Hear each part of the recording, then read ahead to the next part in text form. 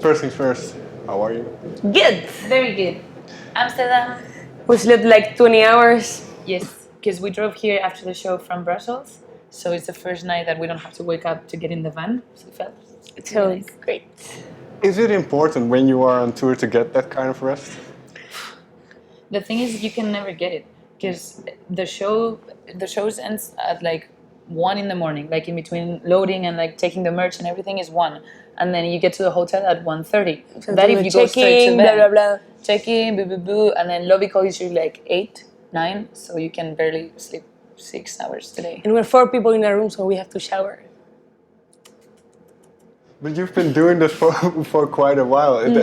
Was it as you expected it? When you were younger, you thought, okay, I'm going to be a musician. No, we never even dreamed about having a band.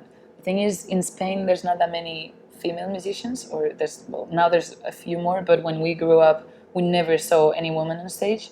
So I guess that's why we never thought that we could have a band, because we loved music and all our friends had music and we were See, and surrounded all by the bands instruments and we saw were from the outside, weren't from Spain. stuff. Yeah. So See, we never. it ever wasn't thought- really an option.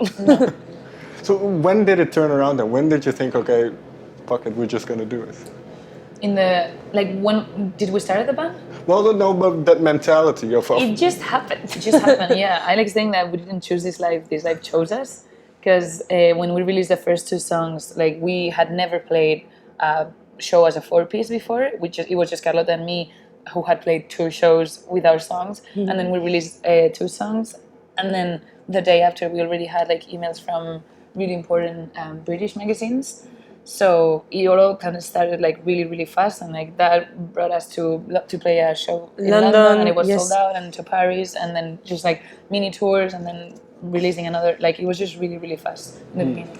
But I think, especially from the beginning, you always had that work ethic, that mentality, the drive. So that drive, where does that come from? I don't know. I think it's just the kind of people that we are. We just work a lot. Like even when we used to study, or when we used like, you know what I mean. We're just like working people. Yes, I guess you have to do it. Yeah, and yeah, we were like that even before we had attention or anything. Like when it was Carlota and me, we were in her room, for example, and we would have like a notebook with the goals of the week. So it would be like, start a song, learn how to play with a pick, because we didn't know how to play with pick, or learn how to play standing up, because we learned how to play sitting down. So we just had like these weekly goals. I don't know why. It's just the way we work, and it's working. So it What? worked. This might be a weird question, but what made it worth it? All that work? Is it to play on stage? Is that kind of the goal every day? Yes. Just I mean- keep it. Just keep. I mean, the thing is, no one's gonna do that work for you. So, like, what's the goal? The goal is trying to keep going with this and making it as good as possible. We always wanna like do better shows, write better songs. You know, it's like I don't know. There's also like so many things around the band that is not only like the music. There's like designing the merch, choosing the openers, doing interviews, like all those stuff. Like we really try to take care of every little detail of every side of the band. So there's not like a main goal. It's just we really love our job. So we feel like we're a little bit workaholics. Like we Yes. can't stop. Like we're like looking at the emails while we're in the van, while we're having a Skype, while we're, you know, it's just like we really want this to be as better as it can, because we know we had like a great opportunity. So we don't want to like lose any chance. But I can imagine, and you kind of mentioned it already, but the 4 of you in the room for I mean, years you've been touring. So you either get to know each other really well, or you get to hate each other probably. But so how do you kind of keep the friendship in that situation? I mean, it's like living with your sister. Yeah. You sometimes hate, you sometimes laugh. Yes. It's like it feels like we lost some things that we had when we were like only friends without touring, but we also gained so many things because now it's not like a friendship, you know what I mean? Like we go through so much stuff that is really, really hard sometimes, and really tiring and exhausting, and just like putting all this creative like process to the world and getting all the information. Like it's just a lot to process, and since we started this with any experience before, suddenly having it all together, it totally feels like no one in the world would understand what we're going through except us, like not even our manager or our friends or like whoever is really close, or my mom. Like they can try to understand, but there's no one that actually knows what it is to be in Hinds, and that really makes us like stay really strong together. What is one thing that you've learned about her over the years through touring? Good question. A lot of things. She does really good gin and tonics. She does. I always ask her to. She's really good at makeup too, making makeup. And then I think we're like, because usually we separate, like sometimes we don't all share rooms. The normal thing is like 2 and 2. And Amber and I were always in the room together because we like sleeping in the dark, for example. Queens of the dark. We like sleeping in the dark. We like waking up like a little bit earlier because the two of them, they're usually They sleep as much as but like until the second before they have to wake up, and They're like, always late we like to too. take a shower, like maybe exercise or something. So it's like, yeah, we're good sisters. And the other way around, Amber, what's something? She does good massages. That's right.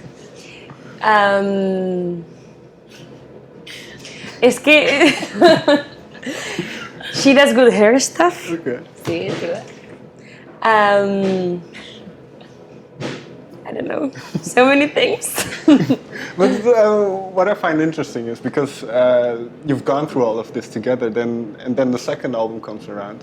Does it make it easier? You know each other better. You have been through kind of what it's.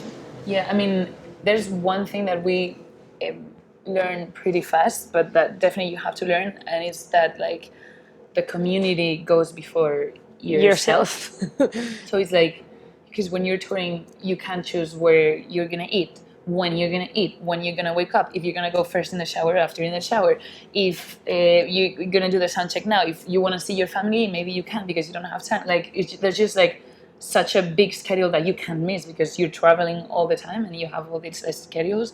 So because of that, like we learn that it's like we can't be like, I'm the first one showering, and like you always want, like there's always someone that has better things than the other. Okay, so you gotta really try to relax and like not, because those little things make the difference in the end, but you like learn how to like deal with it and deal with the fact that, okay, she really needs this shower today and I can't shower before playing because there's only time for one. Okay, I saw her, she really needs it. I know when I need it, she's gonna give it to me. You know what I mean? It's like trying to like everyone understand each other, but because what I was telling you before, like we really all know what it is to have a bad day on tour, and we all try to like help the person that is not feeling well.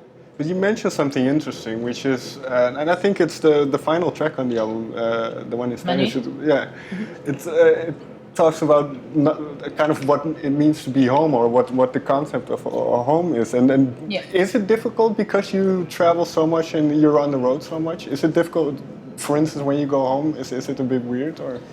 It's really weird, but especially because like friends, I feel like they're gonna be there forever, no matter what, and you don't have to like give them that much. But for lovers, like having a couple, it's really, really hard. It's hard to meet someone. It's hard to convince them that you're good enough and that you're gonna be there at all. It's hard to keep someone. To keep it, even to keep the interest, or for them to try to make them keep the interest. Yeah, it feels like, because it's not when you're like out and you're out for like 1 year living in Amsterdam. No, it's like you're nowhere. You know what I mean? It's not like, oh yeah, I'm away from home, but I can fall in love with a Holland guy. No, that can't happen because I'm just gonna be here one night. And then tomorrow. And I'm not gonna see anyone from here until who knows when. So, yeah, we really wanted to write a song about it because we felt selfish talking about it too much, because it's a subject that it's so specific to touring musicians that usually we would like to be like more open and more relatable, but it's such a strong and hard feeling that we have to, that we felt that it was also fair to be honest and talk about it in the record. Well, that's interesting because more of the songs on the record, they deal with relationships and kind of the difficulties of them. So and it's kind of what you mentioned now, but is it more difficult kind of, does it happen more often that you think about those kind of things just because you're in the situation that you're in? I mean, I guess everyone has bullshit about relationship. No, I wouldn't say that we have more. It's just definitely harder for us, but I think everyone just struggles with love constantly.